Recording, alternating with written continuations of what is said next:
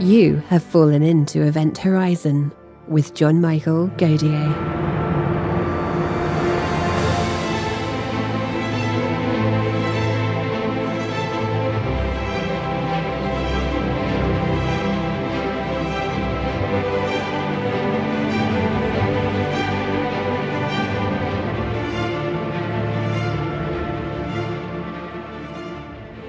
In today's episode, John is joined by Dr. Ravi Kopparapu.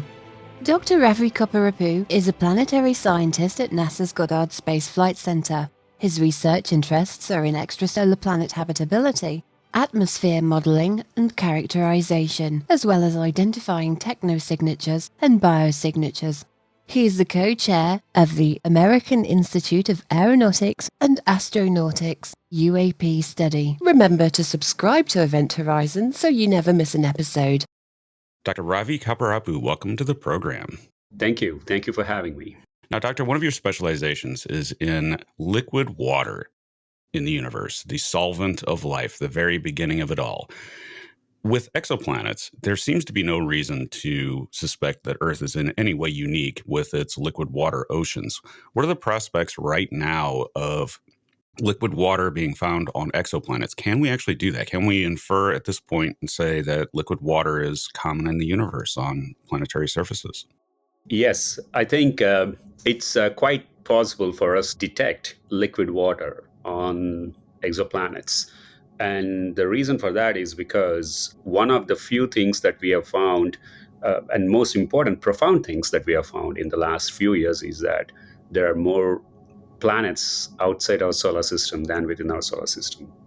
So far, we know more than 5,000 exoplanets, planets orbiting other stars. And water seems to be one of the most common compound that could form on several of these planets, just based on chemistry and physics. Oxygen is one of the most abundant element, and hydrogen is, of course, the most abundant element in the universe, right? So water seems to be a more favorable compound to form.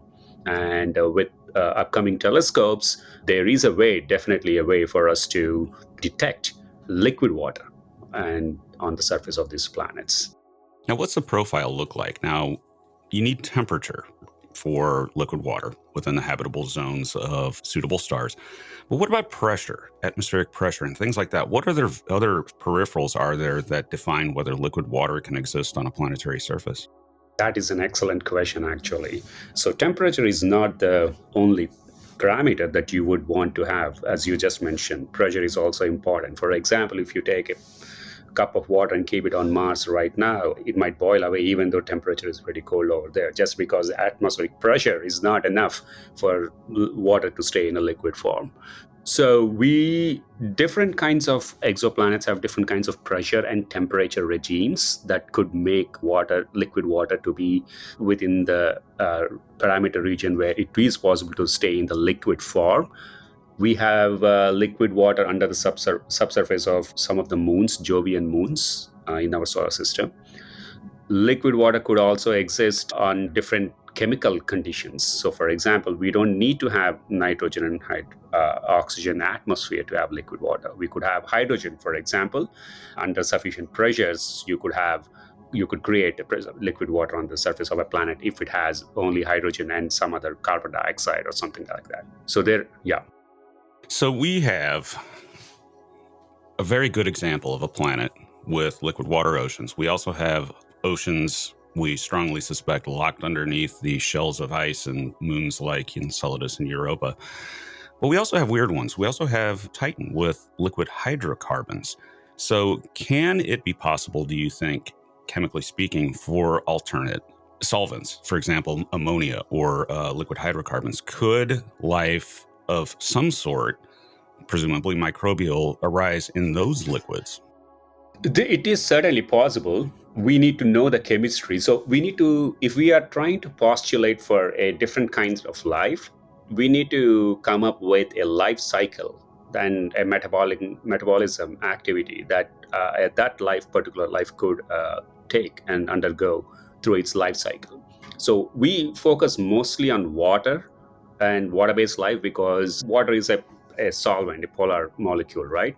It can form chemical bonds easily with other molecules. And so for the kind of life that we see on Earth, it's easy to form these chemical bonds and multiply and form, complex organisms.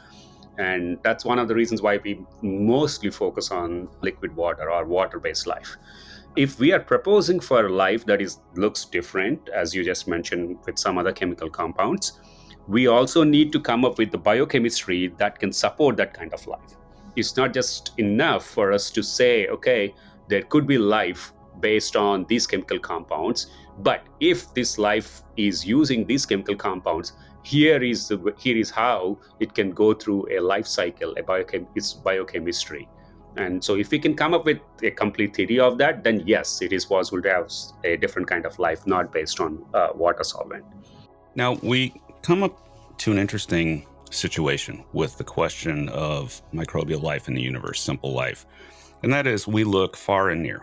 We look at Mars, we look at anything that looks like it could host microbial life, a second abiogenesis in the solar system. And we have no problem with that. Look for it, send probes. But also, we have the idea of looking for biosignatures in exoplanets, some evidence of life far away. This stands in stark contrast to how we view technosignatures, and we'll get to that in a bit, and the UAP phenomenon, where there is a hesitancy to look close, as opposed to looking distantly for radio signals in SETI. But back to microbial life in the solar system. If it happened here, which we stand as an example, and we have some indicators maybe that there might be microbial life in the atmosphere of Venus or on subsurface Mars. But looking out, what do you think the best biosignature gases that we could detect would be for an exoplanet that would lead us to conclude that there's probably a biosphere present on there?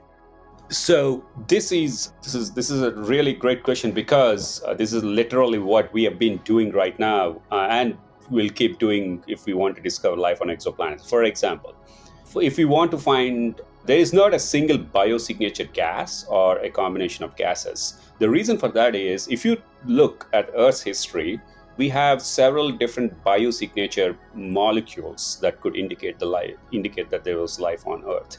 And the reason why I'm pointing to Earth's history is because that is the only planet we have, a template we have for life that we know of. And so if we look for life 2 billion years ago, at that time there was no oxygen.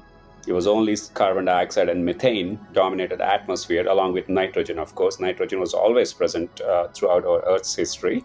And that, if you look at an exoplanet like Earth that was 2.7 billion years ago with modern telescopes, you would find carbon dioxide and methane, and that's a biosignature. And there is also, if you look at the present Earth's atmosphere, you would find oxygen, methane, water vapors, carbon dioxide, and so on. Those are also a combination of biosignature gases. So when we detect these kind of gases on an exoplanet, all we can say is that this is a good indication of a planet with life on it. But we cannot confirm that is indeed coming from life, because there is always a possibility that there is a biological mechanism or abiotic mechanism that can produce all these combination of gases together. And the way we want to look at it is, it's not just enough to detect these gases. We also want to know at what levels these gases are being emitted from the surface of a planet, so that it is consistent with biology. And so if you ask me what are the biosignature gases, I would say for the present Earth, it would be oxygen, methane combination and ozone combination, because they should not be existing together. But that's just not enough. We need to also find at what levels they are being emitted. And if you were asking for Earth past history, you would look for carbon dioxide, methane, and so on for biosignature gases. So there is no one single instance where we could say that's life. Rather, we need a profile, and we need to look for disequilibriums and things like that. But it is in principle possible to come to a conclusion based on the observations of an exoplanet atmosphere that there is a biosphere there. So the profile would give us a reasonable way to conclude that's the case then, right? Right. The context is important. Even if we discover these gases, we need to understand the environmental context this planet exists around the star. We need to know more about the star. We need to know about the planet size, mass, under what star's environment, radiation environment, this planet exists. And then if we find these gases, these are all circumstantial evidence to build up our case for and build confidence in our detection that, oh, yes, this planet looks like very likely a habitable planet, an inhabited planet, not just habitable. There's a difference. Or, as it were, it was inhabited. Yes. Now, what of planetary size? So we talk about things like mini Neptunes and super Earths and things like that, which I know that you study. Is there an upper limit for a terrestrial planet to support life? In other words, can an exoplanet be too large for life? There comes a point where there would be, as the planet size grows, it becomes extremely high pressure environment. And from our understanding of how life behaves, extreme pressures and extreme conditions may not be conducive to the kind of life that we are looking for. Of course, people then will point to, how about hydrothermal vents? There are toxic environments and hot situations, right? Well, how do we know about hydrothermal environments? Because we actually went there and we started looking. We physically went there. We were able to go there. We had that luxury. But for exoplanets, we don't have that luxury to go there and then dig someplace and then find extreme environment situations. So we have to look only for those kind of environments where we think life could exist. And then someone can say, okay, then you might be missing many possible locations for life. That's true. We will never be able to find all possible regions and conditions where life could exist. And the first kind of life we might be able to detect are those conditions where it's more easier for life to sustain than in the extreme conditions. Now, back to a point on water. So we have an indicator with our own star system of liquid water off Earth. For example, it seems very compelling at this point that Mars was once a very wet world. And possibly even Venus. It's been suggested that it had its period of oceans as well. So here we have terrestrial planets that have water or had water on them. Then we have the maddening part. Many, many suspected ice shell moons. And unfortunately, the ice shell moons of the universe are probably outside of our reach as far as being able to observe and learn much about, other than maybe if exomoons exist or not. But this star system really has a lot of water, suggesting that planetary bodies with water, both in the form of terrestrial planets and ice shell moons, it just must be so common out there that it's unbelievable. Wouldn't you concur on that? Definitely that water is quite common, either on the surface or under the surface of the planets. Yes, that seems to be the case within our solar system at least. Do you think it can go the opposite direction and have too much water on an exoplanet? In other words, it could have an oceanic biosphere, but no land, therefore probably no technological civilizations or prospects for it. Do you think that could be a great filter, an answer to the great silence, is that most exoplanets have too much water? So I wouldn't go that far, just because that we don't know under what conditions life could develop and under what conditions technology could develop either. Okay, there might be things that are available to them that we may not have, and they might be even more conducive to life to exist. So I wouldn't dismiss right away if there is an ocean planet with lots of water.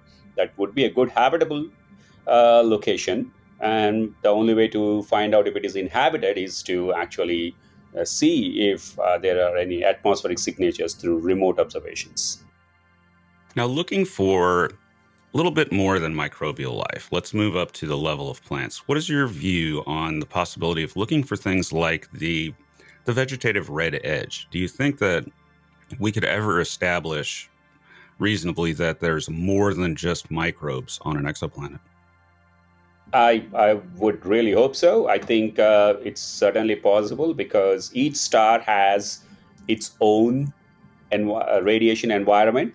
And so some environments are more favorable for plant kind of life, advanced life. There was even a paper by my colleague Nancy Kiang at about 10, 15 years ago, where she discussed about what kind of colors plants could have around different kinds of planets, around different kinds of stars. So, for example, around cool stars, plants may look black because cool stars don't emit as much light as our sun does. And so plants have to absorb any radiation, any light that comes from the host star. And so they have to be black because black absorbs most of the radiation anyway. And so plants might be, black in those on those planets. Please, really, the imagination runs wild imagining a sort of grayscale world of white volcanic rock interspersed with black planets. Right. Very, very unearthly. Now, technosignatures, moving back up further. We look for technosignatures via radio signals mostly, ever since Cocconi and Morrison's paper and Frank Drake. And we haven't seen anything yet. What is your response to that? I mean, do you think that we just haven't looked enough to say that we really know anything? Or do you think we've looked enough to say that maybe intelligent life in the universe is rare? I'm so glad you asked this question. Because I have some opinions about this. First of all, radio's search for technosignatures is one aspect of the whole field of technosignatures, right? And it was the first one that was started a few decades ago. And it's still going on. It's a very strong search. It's also unambiguous detection of technology. We don't know of any natural process where we could have a radio emission from coming from a natural process other than a technological civilization. So that's one thing that's been going on. There are other ways to look for other things we can look for at technosignatures. We can think about that. We can talk about it later. The fact that we haven't found them yet, I think it's more related to a time question and also what we are searching for. I'll give you an example. If you go to New York and then stand near a bus stand and stay there for 2 seconds and come back and tell me that, hey, okay, I stood there for 2 seconds and then there was no bus, so New York doesn't have any buses at all. Okay, that's because you haven't waited long enough. And that's probably one of the things that I think is why we weren't able to find any yet radio communication signals or radio contact with civilizations. But that also assumes we can recognize a bus, which means we are assuming that we are so intelligent that we will be able to recognize any kind of radio emission coming from space. That's also one assumption, right? There are other ways for us to even look for technosignatures. We don't have to wait for the technologically advanced civilizations to send signal to us. Imagine this. Right now, we are building telescopes to look for atmospheric technosignatures, pollution on the planets, or city lights on planets. Then this is actually a research work going on. We published papers on this. And we are trying to see how future telescopes can look for these city lights, look for pollution. If we can think about those kind of things, I'm sure any advanced civilization have already done that. And so they don't have to wait for our radio communications to reach them. They'll just build a telescope and look at us. And same thing we can do too. And so the reason why your question about why we haven't found any is, one, probably because we haven't looked long enough. Two, we are just about to start looking for other kinds of technosignatures, so we need some more time for that. And three, it assumes that we can recognize a technosignature when we see one. Now, I love that sentiment that maybe you have to wait longer than 5 minutes for the bus. In regards to profiles, again, maybe that's the approach we need, is a multi-pronged search for more technosignatures than just radio and do it for a longer duration.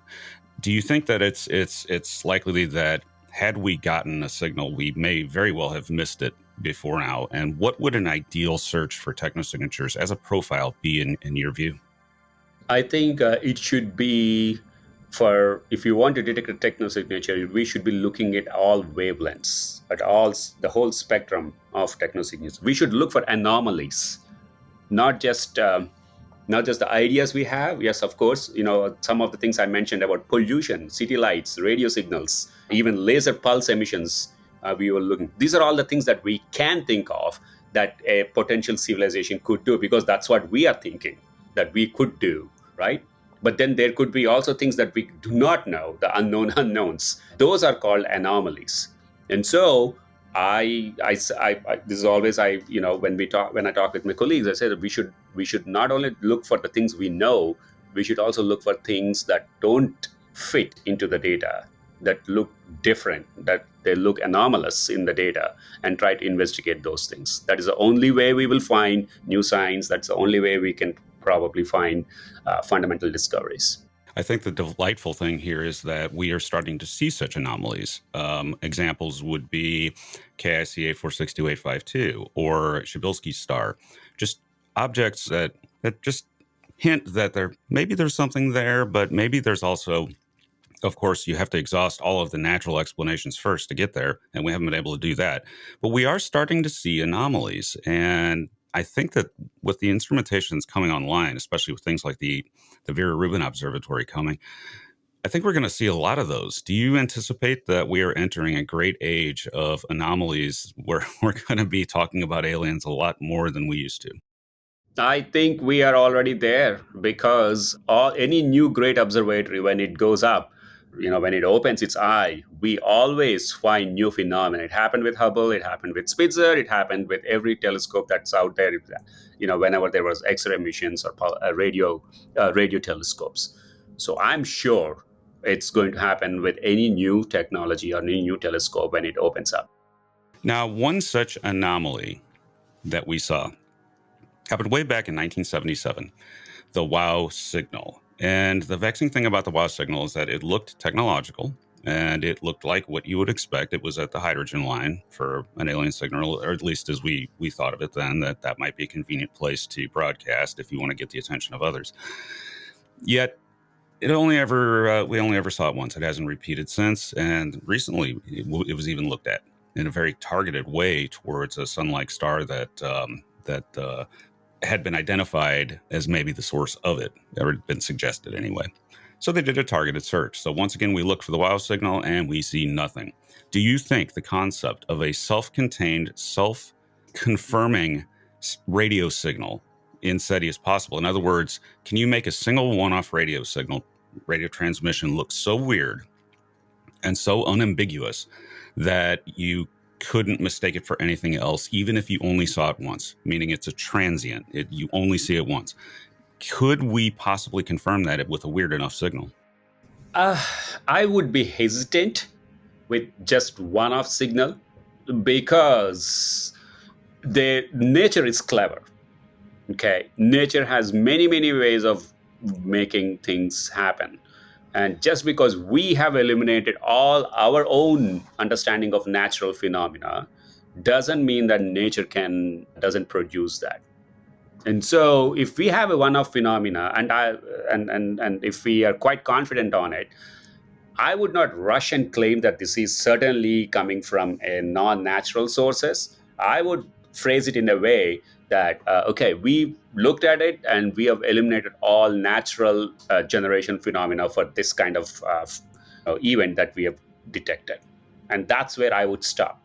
I would not go further than that, saying that it could be coming from whatever. I would say we have eliminated all the natural sources that we could think about, and that's about that. But that's something. It's a step in the right direction. Yes. Now, say we did get a repeating signal, something that we can really take a good look at and determine that it is of alien origin. Well, there's that question answered, but naturally people are going to ask, well, what's the signal say? And to this, I usually respond, well, I don't know. It may be like radar and there may be nothing there, no information content. Do you think if we got a complex alien signal that repeated, that we could nail down to an alien civilization, do you think we could ever decode the transmission, or is that forever out of our reach? I think it's probably possible that we may never be able to decode it. But I think given enough time and enough minds, we are a clever species. We are here with an advanced technology. We might at least make headway into answering at least a part of that puzzle that they've from that signal. We may not be entirely able to solve it, but then if it's a repeating phenomena, we are good at looking at patterns. So I think there's a good chance we may be able to decode it. Now, speaking of patterns, we'll get into that in a bit regarding the UAP phenomena, because I have some questions about patterns in that stuff.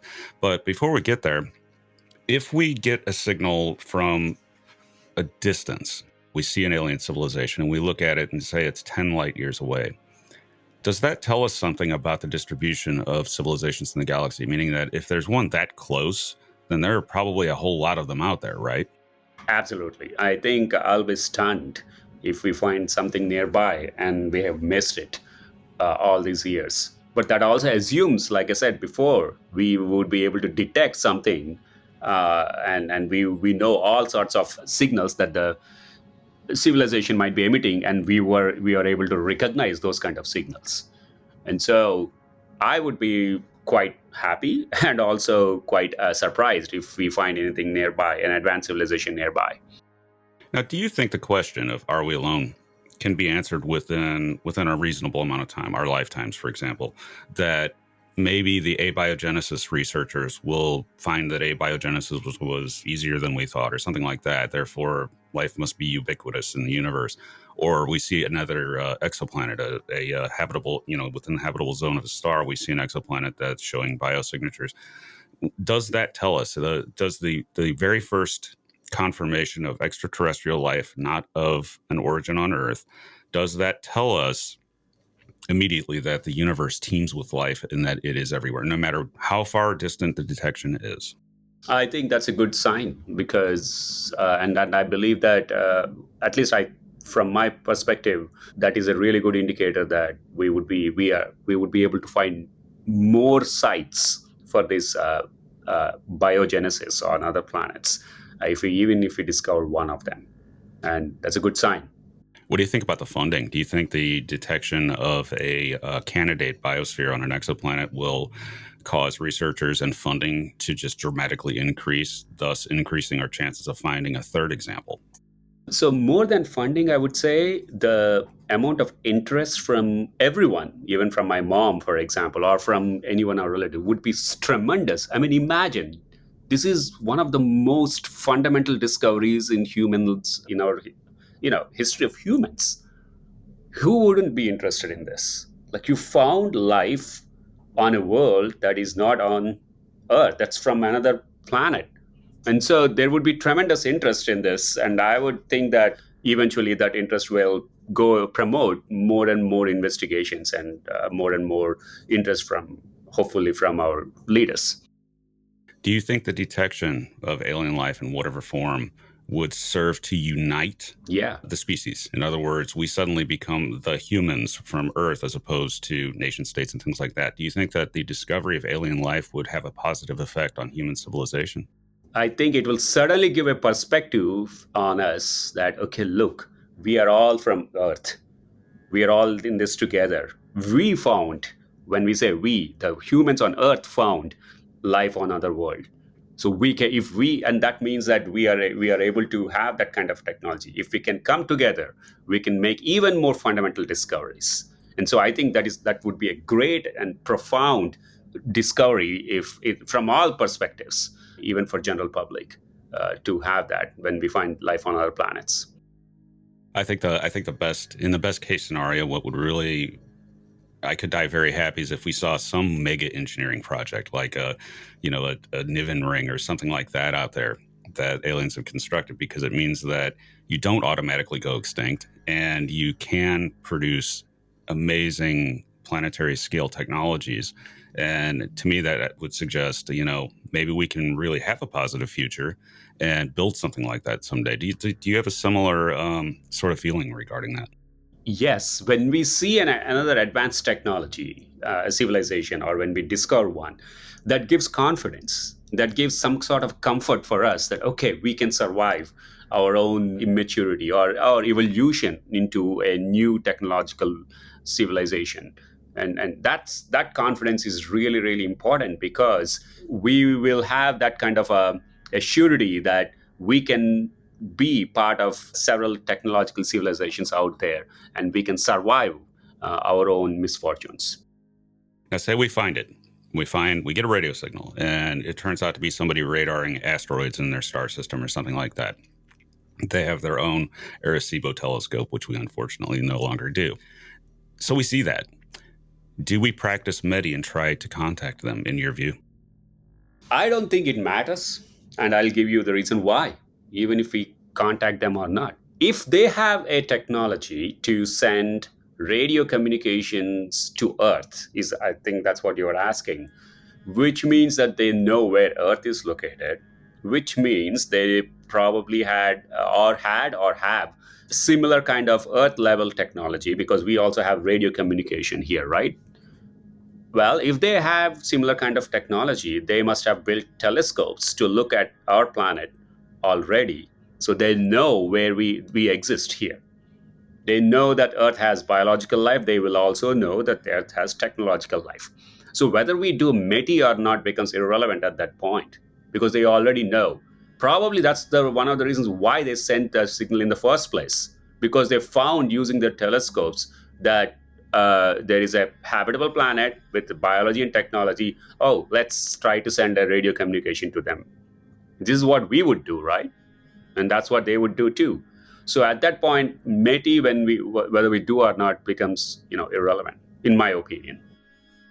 That's an interesting thought, because say we found a biosphere in an exoplanet that just says there's some life there. Mm-hmm. Would we immediately respond by asking ourselves the question globally, should we start beaming a regular radio signal towards it? If there isn't a civilization there, it doesn't matter, because we may not be able to know. But should we engage in things like that? When we find exoplanets, should we just start beaming a hello signal and maintaining it? I think from my perspective, it wouldn't hurt. If we find only biology on that planet, and if we are sending radio signals, first of all, that's fine. From my perspective, it doesn't matter.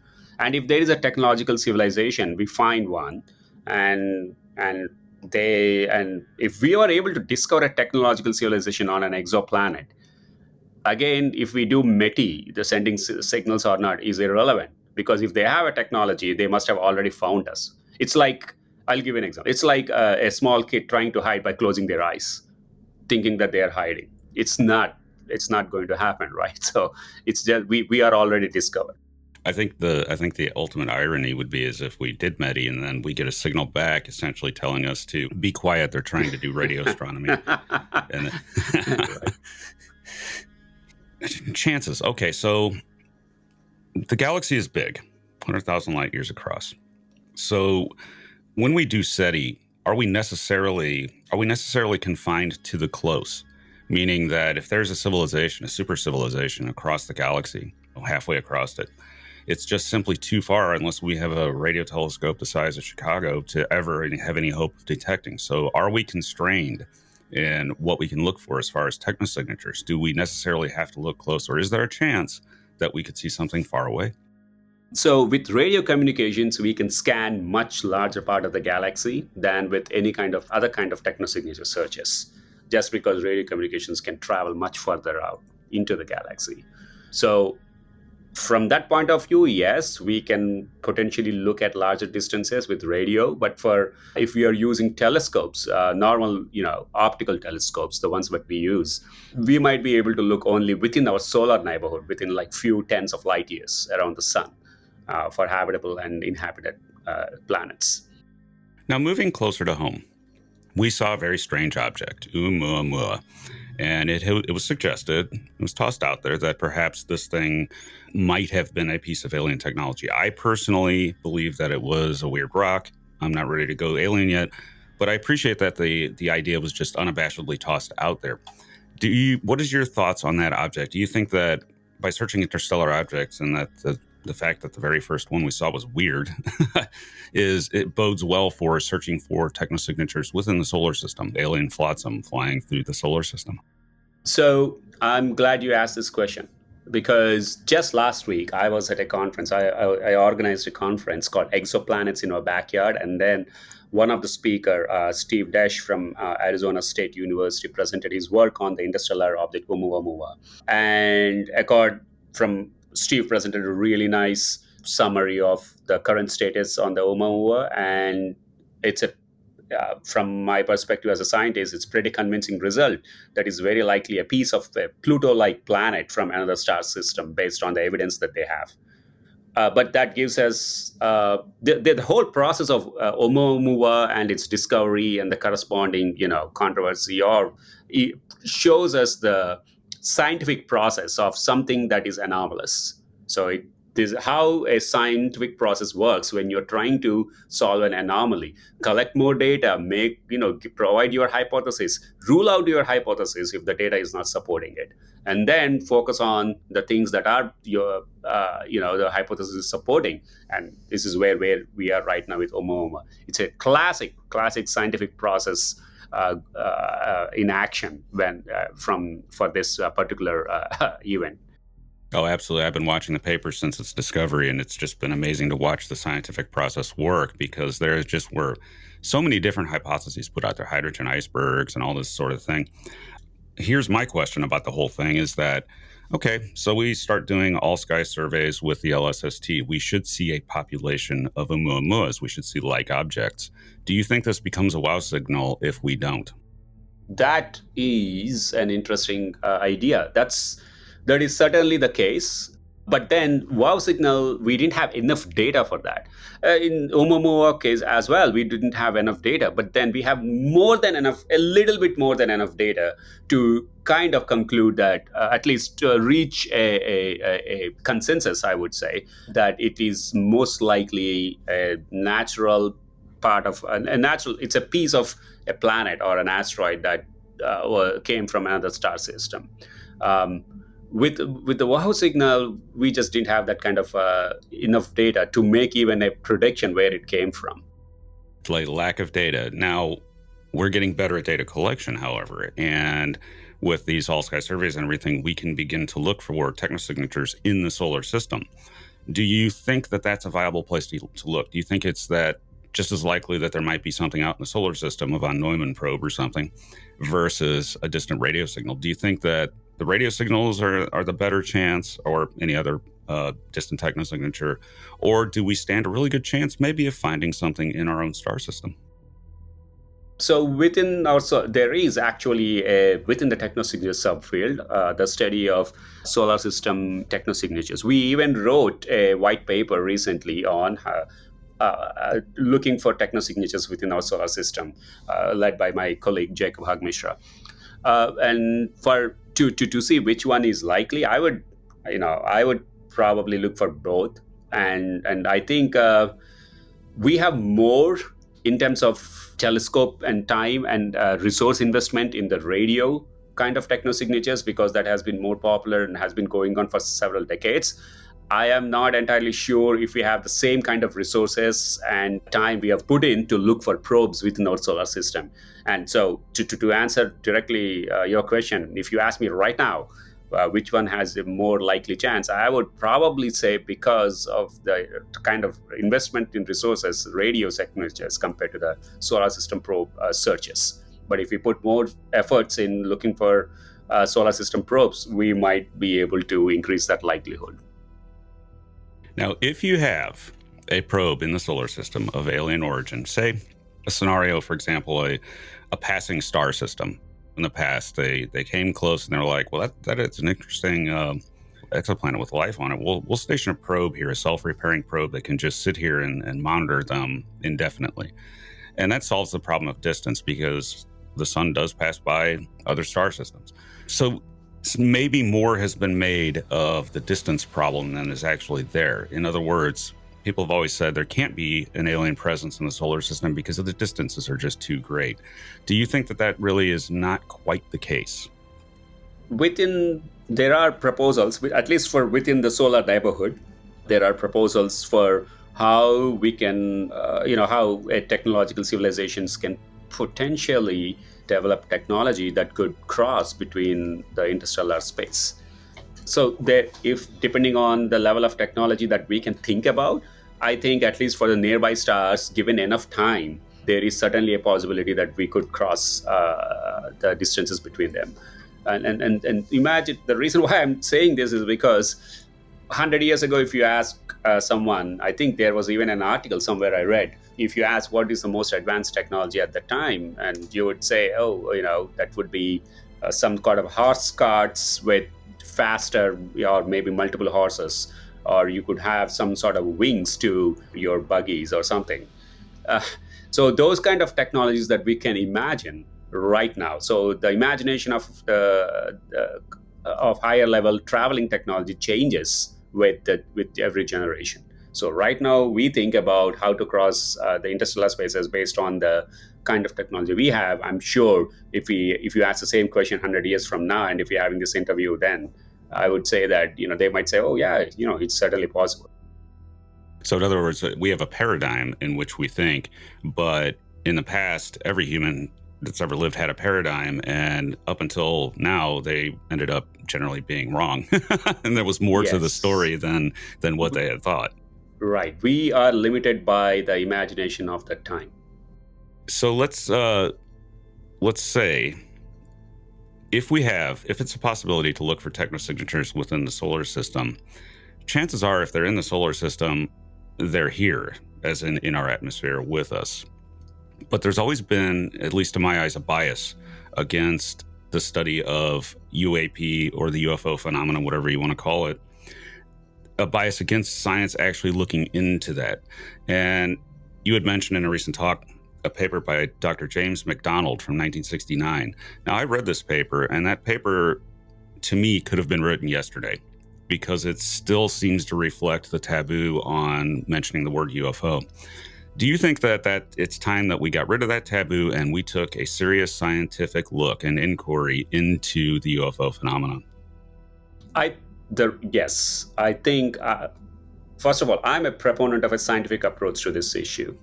And any unknown phenomena needs to be approached with a scientific process. So there is absolutely no question that we should do it a scientific methodology for this to understand this phenomenon. Now, where does it start? Where do we start in a scientific probe of UAP? If you were designing an instrument to look into these aerial phenomena, where would you start? I mean, what sort of data set do you want? I would not do anything different than what I would be doing already, depending on my skill set.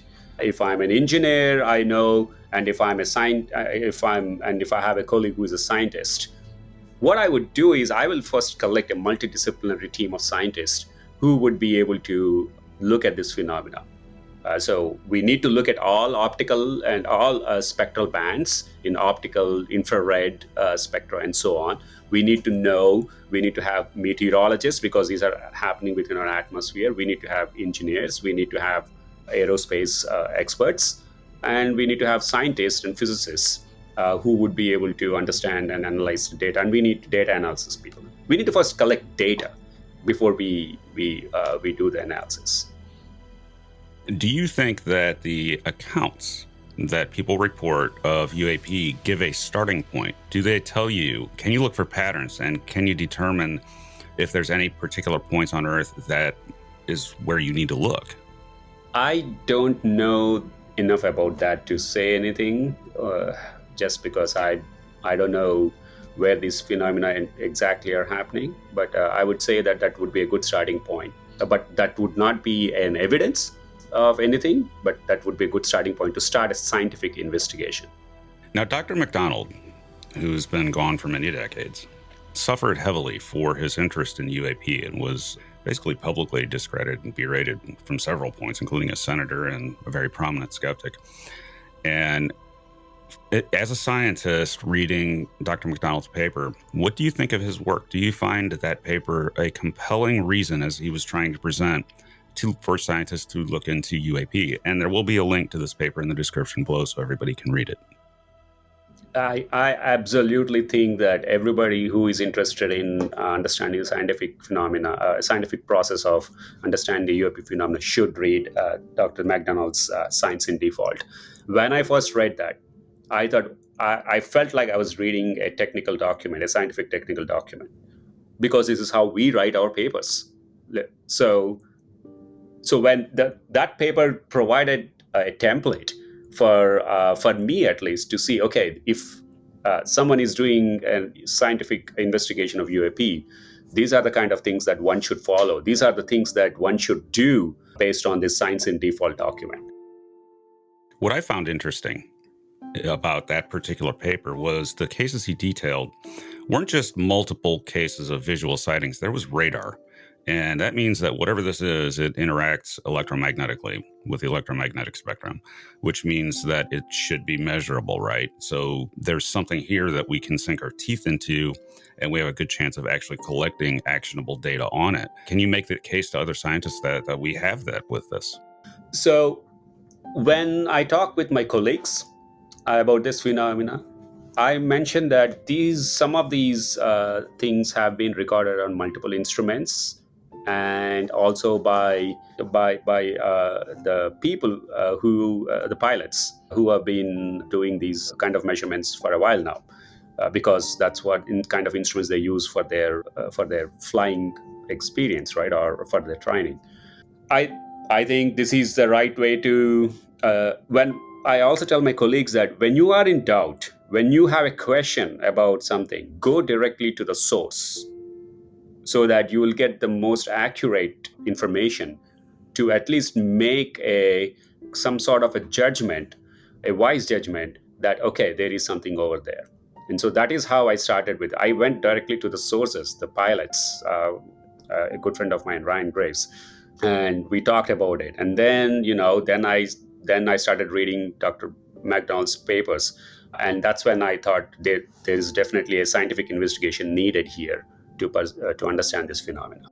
Now, do we run a danger of putting our own human biases on the phenomenon? In other words, is it possible that since we're seeing something, that it might actually be outside of our paradigm? And what I'm getting at here is the work of another astronomer, J. Allen Hynek, and also information scientist, Dr. Jacques Vallée, that maybe what we're seeing is weirder than aliens, and that maybe we should be open to the possibility that there's areas of science that we know we don't understand, and that maybe this phenomenon might be related to that as opposed to proper aliens. Do you think that we need to be open to that? Or can we say, no, there's something here, but it's more likely to be aliens, which is ultimately what McDonald concluded, was that the alien hypothesis was the least worst one. Could we end up in that boat and actually have data on UAP and still not know what they are? It is quite possible, but I would first focus on collecting the data before we go into any sort of speculative hypothesis, because this is how I'm trained as a scientist, right? So before I could make any kind of opinion, I want to know, am I being fooled by the data? Am I collecting the whole data? Am I getting the whole picture of the phenomena? And so once I have the data in my hand, not when I say my hand, in the scientist's hand, then I would be able to make some sort of a guidance or judgment regarding which way or which hypothesis is being favored more after I've done the analysis. Now, what is your opinion on Ryan Graves' citing, his report? Now, I personally believe him, and I also believe David Fravor and the pilots from the Nimitz and all that. When the pilots are telling me something, I tend to take note because they're trained observers, but a lot of times, at least the Navy says, they have multiple instrument data on it. They just can't show it to us for national security purposes. So this, to me, points that we have an eminently good chance of trying to identify the UAP phenomenon. Are you convinced, and I'll ask this point blank, are you convinced that UAP exist? I think that's no longer a question. I have to agree there. I can't ignore it anymore. I can't ignore the option. We have moved beyond that point. Yeah, we are. And we have governments saying that there's something to it. The question is what worries me is if we can't pin it on aliens. So I wouldn't bring up aliens now with the UAPs only because we don't know what they are. They are unidentified by their very nature. Yep. Exactly. Yep. But say they are. Is that a little bit of a different situation than detecting a distant radio signal that you finally find out there is an alien civilization more advanced than you are sitting in your atmosphere with you? Does that keep you up at night? Because it does me. I think if we find, so I'm going to talk this from the technosignature standpoint. If we find because we always look for, this is an active research problem in the technosignature field, to look for probes within our solar system, look for probes from other civilizations. We are already looking for it. So for me, it will not be an entirely a surprising thing, but here is where I would differ. I would not a surprising thing, but would be a completely what would call. That's when I would probably jump up and be happy. I would be like the guy from the Twilight Zone episode, To Serve Man, running around yelling it's a cookbook. I admit it. But just the possibility, though, is very intriguing. Now, how did you come into contact with Mr. Graves? So this was last year. I think I was invited to give a talk on UAP phenomena at American Institute, AIAA, and they were having an aviation forum in August, I believe. And I was asked to give a talk over there, and then Ryan was one of. They also asked Ryan at that point, and then that's how we met first time. Now, free fall, and that's something that that you presented at, I believe, the AIA. The behavior of some of the observed objects and free fall. Give us an overview of that point that you made. So I just derived some equations and try to estimate the amount of free fall time that an object would take within the Earth's gravitational field, and try to compare that with the reported observations of some of these UAP objects that they have observed, pilots have observed, at least the reported ones, and try to compare. And my point was to say that, okay, if we use the known, whatever we know about the free fall of an object within the Earth's atmosphere, using the drag equations, using the Earth's gravitational field, how much time would it take for the object to fall from certain height to the sea level or something? And then try to compare that time scale with the amount of time that these reported objects were performing. And that didn't seem to be consistent. And that's what I reported in that it's publicly available. So you can see that talk. Now, the breaking the laws of physics is something that a lot of UAP sightings seem to be doing. But I wonder about something here. Phenomena of light, spoofing, something that's not there. Light can appear to break the laws of physics. It's, just like a light beam, passing by. It can do it. It can actually break the speed of light, but that's because it isn't physically really there. It's just sort of a moving boundary. So my question is might we be seeing spoofing of some sort based on light? And this is all some experiment by another nation state. It is completely possible. And it is completely possible for some phenomena. But to use that reasoning for every UAP phenomena, that would be a stretch of imagination, I would say. Do you anticipate that as we gather data on UAP, and there are a number of projects doing this, including NASA and the Galileo project and the federal government, the Pentagon, with all of these collections of data, is it very likely you think that we're going to find a mixed bag of explanations or lack of explanations thereof? I think at this point, at least I'll be happy that at least we have a bag, because there wasn't even a bag before, right? And so now we have at least data. When you say a mixed bag, it's a mixed bag of collection of data points, and that's good. Even if we can't figure it out immediately, we have some good algorithms like machine learning algorithms, AI. For example, we can use them to understand this data better. So at least I'm happy that there's going to be a bag of things. That's something that we didn't have before, is all of the the AI and machine learning and everything else that we have that we can look at data sets with. In other words, we don't have to look at thousands of pictures of bugs and birds to spot the UAP. And we can actually reduce this down to a workable data set. Do you think that's actually been a factor in the reluctance of science to look into the UAP phenomena? Because how you have to collect data, physical data beyond personal accounts, at one time may have just been too hard. So it's just too hard to look at the sky for a long enough period to see anything. That's right. So witness accounts can be good for law and order, but not for science, right? So we need actual hard collecting data. And so right now we have more tools, we have more techniques, analysis techniques. We use these machine learning algorithms in our own science everyday work as well. And so I'm quite encouraged that we now have the capability to do this kind of analysis and have the data collection methods. Do you think before this point it would have been basically impossible, though, to study UAP in a way that we could actually write scientific papers and publish them in respectable journals? Do you think that we just, up until this point, did not have that capability? I wouldn't say would be impossible. I would just say that we are now paying more attention to it. Then more minds, more ideas, more analysis. That's why we are here right now. Now, the American Institute of Aeronautics and Astronautics, I believe, the AIAA, is something you are involved in and looking into a probe in itself. What does that look like?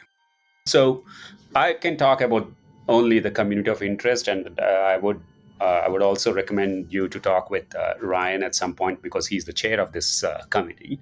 Perhaps you already did. My involvement with the AIA UAP study is I'm a co-chair. I'm the co-chair for this community. It's called Community of Interest, where we have, after my presentation last year at the Aviation Forum, a couple of us together with the help of Ed Stanton from AIA and Nijo Bram from AIA, we formed together a group of people, a community to start providing how to bring together several people from different aviation disciplines to look at this UAP phenomena. The focus is more on the safety, aviation safety, and since last 1 year we have grown to several tens of members here. An accurate number you can obtain from Ryan. Actually, that's where we stand. Have you looked into the other case that's floating around, the Nimitz case with David Fravor and all that? And do you think that I mean, does that give us some sort of a starting point? In other words, do we need to go near U.S. carrier groups or something like that to look for UAP? So we can do things even beyond that right now, even here with some sort of from different discipline scientists. So like the Galileo project is doing right now, right? They've collected a group of scientists. So that is one possible way we could look for these UFO phenomena and collect the data, not just necessarily from the naval side. This is something else that I find odd. So if you have an alien civilization in your atmosphere with you, that must mean necessarily, right, that there are alien civilizations everywhere. Yet we look out and we see the Fermi paradox, we see the Great Silence, we see nothing. So is it at odds that we would be seeing something here but not out there? So you're asking if we see something here, and well, that assumes that we know how to recognize an alien technology everywhere, right? Right. So remember what I was mentioning, that anomalous signatures is what we want to look for. There are things that we can look for that we know. From, at least for the exoplanet perspective, we know what technosignatures we can look for, but that doesn't mean that we can recognize many of these technosignatures. The same reason can be applied for looking for alien signals, or at least the technosignatures within our solar system. We need to look for anomalies. If something doesn't fit the data we collected and doesn't fit the worldview that we have, we should pay more attention and collect more data before we reach any foundational conclusions.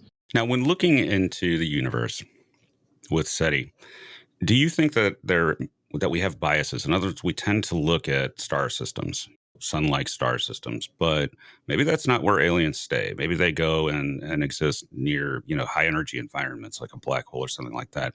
Should we step back and take a broader view of SETI and maybe look in places where we might not have thought to look before, or we had said, no, that's not likely? But should we take a look at those places? Should we be very thorough in our search? I think this is a really great question, because many of the great discoveries, some of the great discoveries have happened not because people were looking for them, because people were doing something else and they found something else, something more profound. One of the most famous examples is exoplanets themselves. The first exoplanet that was discovered, at least the confirmed one, a very robust detection, was around pulsar planets around dead stars.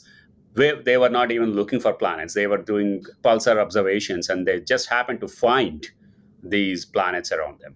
And so when you ask, okay, do we want to expand looking for technosignatures or to find kind of life on other worlds? We are already doing that. We are looking almost everywhere. Of course, blind spots. For example, if someone says, oh, wow, there are hot Jupiters, very hot planets very close to the stars, or, hot planets. And we think, oh, how come life could exist on those kind of unusual environments? Or if we see a dead planet like Mars, for example, how can there be a technosignature over there? Well, there is a technosignature on Mars right now. And there is an alien spacecraft on there too. That's ours, right? We sent rovers over there. So within our solar system, there are a lot of technosignatures. And so if someone is looking at our solar system, they would be able to find these technosignatures if they have the capability and have the detection sensitivity. So while we are looking at usual places for discovering alien civilizations, we should also keep an open eye on unusual locations where we don't usually think there could be signs of life on them. That's why I keep talking about anomalies. Please keep an eye on anomalies, because that's where I think we would find more interesting discoveries.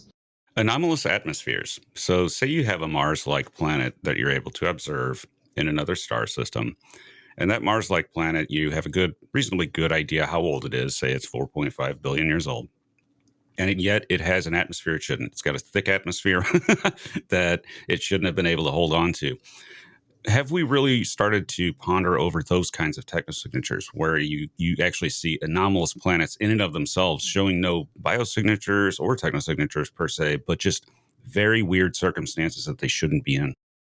This is a great question, because this is a line of work that several of my colleagues are actually undertaking right now, because this is related to terraforming kind of technosignatures, right? So if you see two planets in a system that have very similar atmospheres, that is a kind of a suspicious thing, because having two planets having very, very similar evolution would raise red flags. It could possibly, with natural evolution, could have done that, but it is also possible that there's some sort of a terraforming. This is called the terraforming of planets, right? It's not natural. It's something else has happened to it. So yeah, if you have a planet with a dense atmosphere where it shouldn't be having, or having an atmosphere it shouldn't be having, that is certainly a suspect planet for a technosignature. That's one possibility, though. So we have to keep that in mind. I think what would be really interesting is if we saw such a thing, an impossible planet like that. Well, we didn't just see one; we saw a cluster, all nearby each other in nearby star systems, and that would bolster the case, right? That you're looking at a spacefaring civilization that's altering planets.